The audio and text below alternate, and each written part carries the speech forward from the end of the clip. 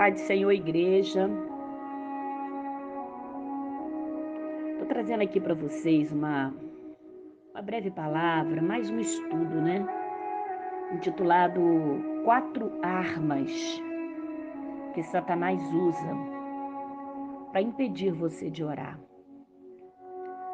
Estamos num tempo onde a oração é fundamental, indispensável.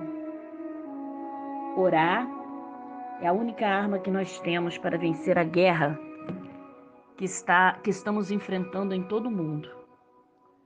Meu irmão e minha irmã, Deus tem nos chamado a orar. E quem não tem orado, a coisa chapa vai esquentar. Mas de uma forma que tem levado muitas pessoas até se desviarem do caminho do Senhor. E eu quero compartilhar contigo algumas estratégias que Satanás usa para te impedir de orar. Todos nós sabemos que a oração é o que nos torna mais íntimo de Deus. Mas o que pouca gente sabe é que o inimigo de nossas almas, o adversário, Satanás, faz de tudo para nos impedir de orar.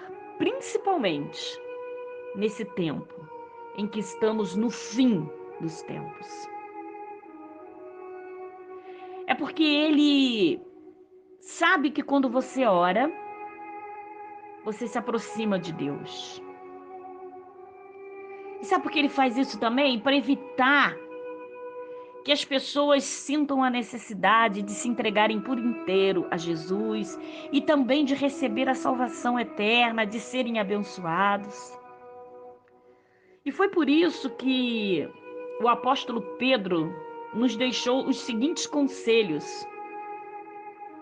Lá em 1 Pedro, capítulo 5, versículo 8. Sejam sóbrios e vigiem. Veja bem, sejam sóbrios e vigiem. O diabo, o inimigo de vocês, eles andam ao seu redor, rugindo e procurando quem possa devorar. Você entendeu isso? Ele não está amarrado debaixo do teu pé, não. Tem gente que fala assim, o diabo está amarrado. Vai contando com isso. Ele está ao derredor, rugindo, esperando uma brecha sua. E você sabia que não ter vida de oração é brecha para ele? Porque a oração cria um campo de força que impede Satanás de chegar até nós. Queridos e queridas, basta olhar ao nosso redor para percebermos que as profecias sobre o que aconteceria na terra pouco antes da volta do nosso Senhor e Salvador Jesus Cristo estão se cumprindo uma por uma. O mundo, meu irmão e minha irmã, já está vivendo cada vez mais em trevas. E o plano do inimigo, o plano de Satanás, do adversário de nossas almas, de destruir a nossa vida de oração com Deus, está sendo colocado em prática. E sem que nós venhamos perceber, nós estamos cedendo a esse plano de Satanás, ocupando o nosso tempo com coisas fúteis, banais. Ei, meu irmão e minha irmã, levante-se como intercessor de oração pela vida de alguém. Peça a alguém que seja intercessor pela sua vida, mas ore. Por isso, queridos e queridas, eu quero trazer para você aqui 4 armas para o teu despertamento espiritual. 4 armas que Satanás usa para tentar te impedir de orar, para tentar te tirar dessa comunhão com Deus, para tentar impedir que você fale com Deus, se proteja, seja abençoado, respondido, ouvido e tenha comunhão com o teu Salvador, com o nosso Salvador. Vamos à primeira arma. A primeira arma é a culpa. Em Romanos capítulo 3, a Bíblia diz que todos nós somos falhos e pecamos e que não merecemos estar na presença de Deus. Isso realmente é verdade. Mas Satanás usa nossas falhas para nos convencer de que não adianta nada nos aproximarmos de Deus porque somos indignos da sua misericórdia e não seremos ouvidos por Ele. E por causa disso, muitos cristãos têm deixado de orar e acabam esfriando espiritualmente e se afastando do Pai. Ah, meu irmão e minha irmã, isso significa que não devemos nos sentir culpados pelos nossos pecados, a ponto de nos impedir de orar, mas pelo contrário, é aí que nós devemos orar. A culpa tem o seu lado positivo, porque é através dela que podemos refletir sobre os nossos erros, nos arrependermos e mudar o nosso comportamento.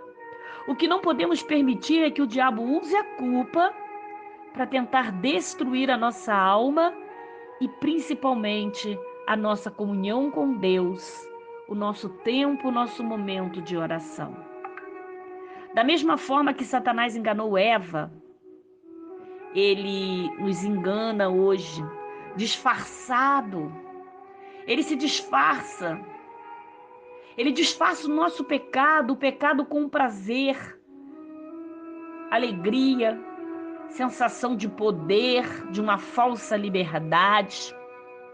E quando pecamos, ele é o primeiro que vem e lança a acusação na nossa mente e tenta nos manter presos ao pecado.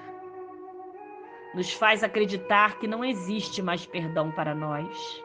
E começa, olha só, você traiu o teu Deus, você traiu a tua liderança. Já imaginou se a bispa souber que você está fazendo isso? Você não é mais digno de pregar, você não é mais digno de orar, você não é mais digno nem de falar com esse Deus aí. É melhor você sair fora dessa igreja. É melhor você não orar mais não. Tu acha que Deus está te ouvindo? Você está fazendo isso, você está fazendo aquilo. Ei, meu irmão e minha irmã, agora é que é hora de você se arrepender e se consertar. E correr para os pés do Senhor Jesus. A Bíblia diz que Cristo veio ao mundo, pagou nossas dívidas com o preço de sangue e nos libertou do pecado. Essa é a razão pela qual você não precisa viver debaixo da condenação de Satanás.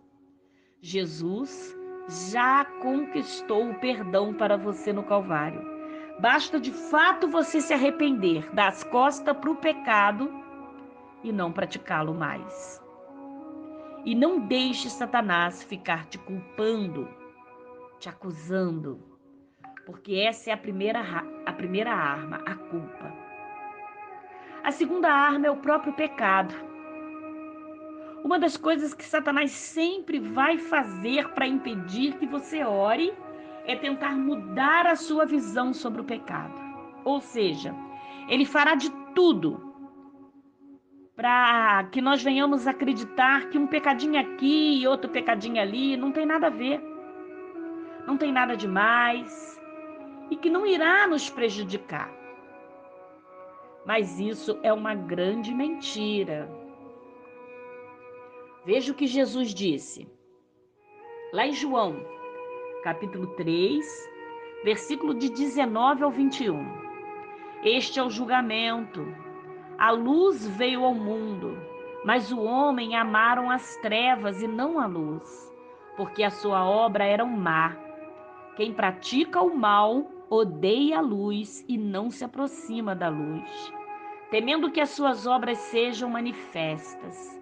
Mas quem pratica a verdade vem para a luz, para que veja claramente que as suas obras são realizadas por intermédio de Deus. Sabe o que isso significa? Isso significa que quem pratica o pecado se afasta da luz, pois o pecado nos separa de Deus, vai dizer lá em Romanos, capítulo 3, versículo 23.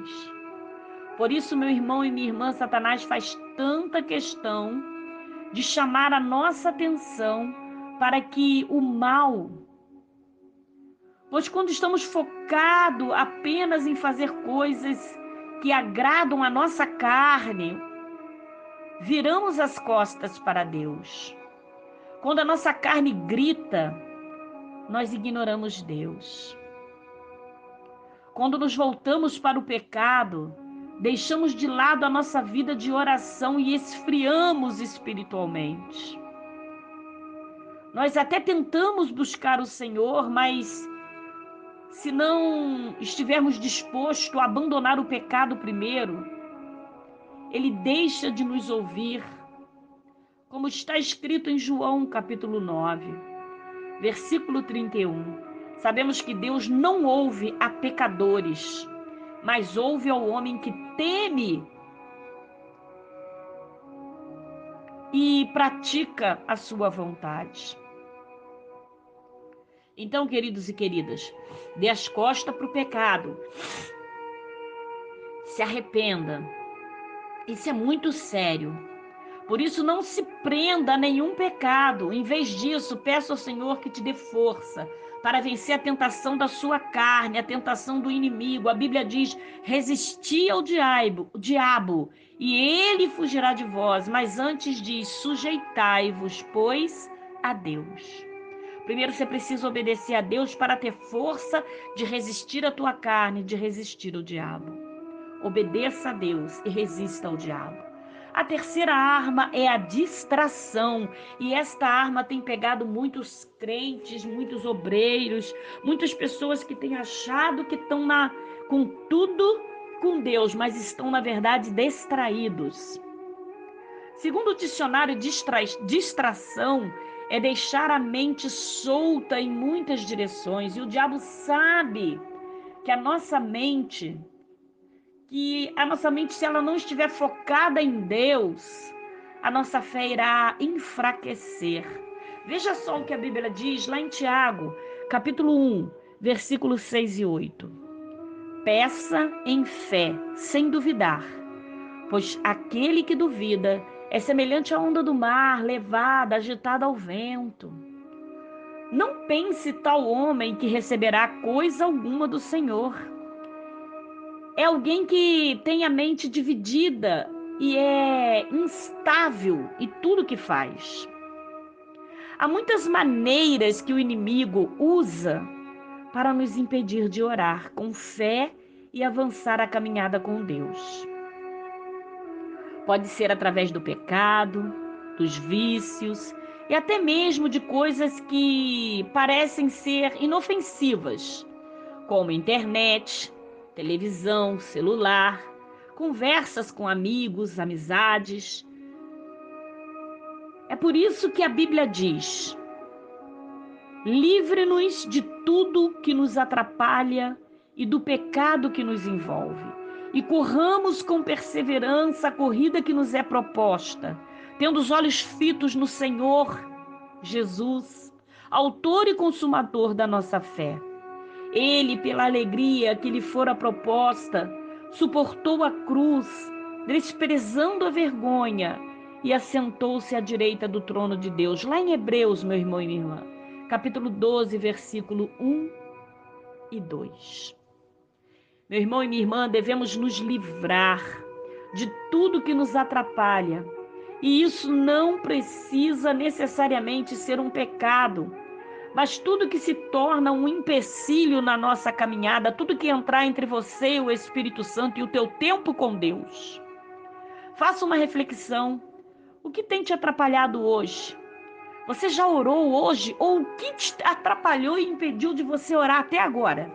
O que te impediu que você até esse momento não colocou o teu joelho no chão e não falou com Deus?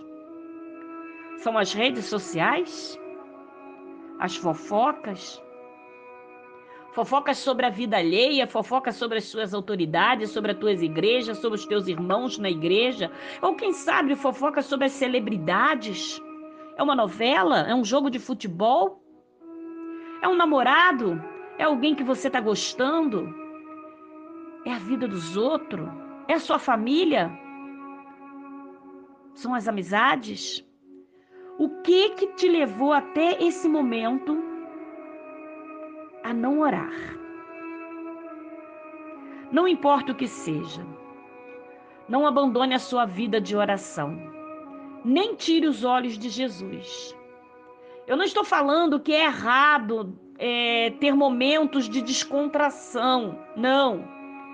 Mas precisamos vigiar para que nada nos impeça de ter um relacionamento de verdade, de oração com o nosso Senhor e Salvador Jesus Cristo. E a última coisa aqui é o cansaço. Isso mesmo. É através da oração que recebemos sabedoria e direção de Deus. Temos a vida abençoada e principalmente ficamos fortalecidos para resistir os ataques do diabo. É por isso, meu irmão e minha irmã, que o inimigo se levanta contra a nossa vida. Ele nos sobrecarrega com problemas e dificuldades para que fiquemos cansados e não queiramos mais orar. Cuidado com o cansaço. O cansaço é uma arma perigosa usada por Satanás para te impedir de ter uma vida de oração. Isso acontece com todo ser humano, inclusive aconteceu com os próprios discípulos de Jesus. Na noite que Jesus foi traído, ele estava no Getsêmani, se sentindo profundamente angustiado. A história vai contar que Jesus pediu para que eles vigiassem e orassem.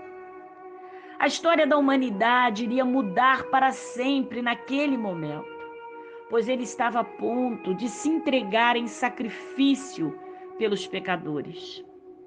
E claro, na hora que a sua história está para ser mudada, Satanás vai te colocar um cansaço muito grande. Na hora que a sua história, preste atenção nisso, que essa é a chave da palavra.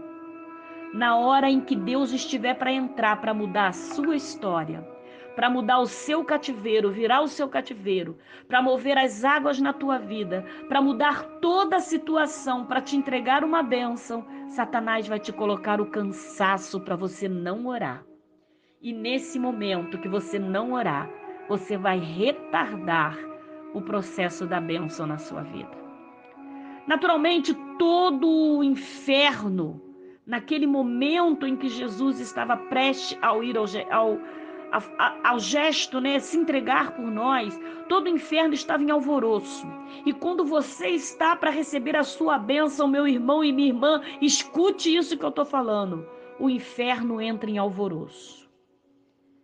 E em poucas horas ali Cristo seria preso, crucificado. Mas isso parecia não fazer a menor diferença para os discípulos. Veja o que a Bíblia narra lá no versículo, em Mateus capítulo 26, versículo 39 ao 41.